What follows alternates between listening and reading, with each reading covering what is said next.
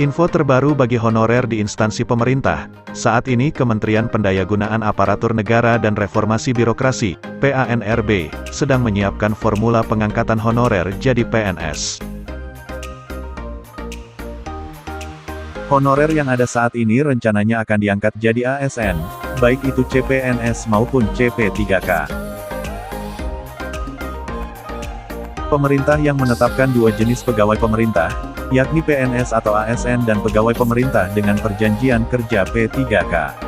Peraturan yang dimaksud adalah PP nomor 48 tahun 2005 tentang pengangkatan tenaga honorer menjadi calon pegawai negeri sipil dan PP nomor 49 tahun 2018 tentang manajemen P3K.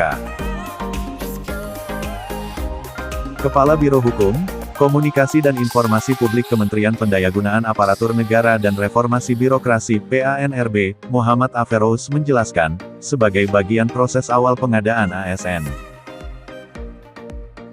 Kementerian PANRB masih melakukan beberapa analisis terhadap kementerian, lembaga, satuan kerja perangkat daerah, institusi lainnya, KLD, yang sudah masuk. Semuanya sedang disiapkan mulai dari kesesuaian antara nama jabatan, kualifikasi pendidikan, unit penempatan, sedang dianalisis satu persatu oleh kita, ucap Aferous pada pesan tertulis pada kontan.co.id pada Jumat 18/3. Aferous menambahkan, mengacu PP 48 tahun 2005 tentang pengangkatan tenaga honorer menjadi PNS ASN, ada sejumlah hal yang perlu dipahami terkait pengangkatan honorer menjadi PNS ASN tersebut. Tentunya yang perlu diperhatikan juga kesesuaian analisa jabatan, analisa beban kerja, evaluasi jabatan dengan peta jabatan yang ada, yang telah ditetapkan oleh masing-masing PPK, imbuhnya.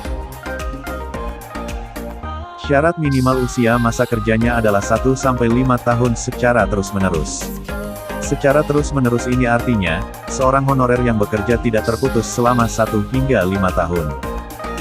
Jika honorer tersebut dalam waktu 1 hingga 5 tahun itu bekerja terputus-putus, maka tidak masuk skema pengangkatan menjadi PNS.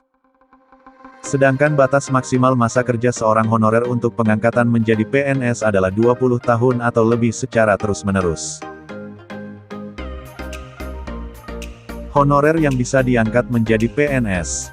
Ada 4 jenis tenaga honorer akan diangkat menjadi PNS melalui seleksi CPNS, antara lain. 1. Tenaga guru. 2. Tenaga kesehatan. 3. Tenaga penyuluh pertanian, perikanan, peternakan. 4. Tenaga teknis yang sangat dibutuhkan pemerintah. Demikian informasi yang dapat kami bagikan, semoga bermanfaat. Jangan lupa like dan subscribe ya. Terima kasih.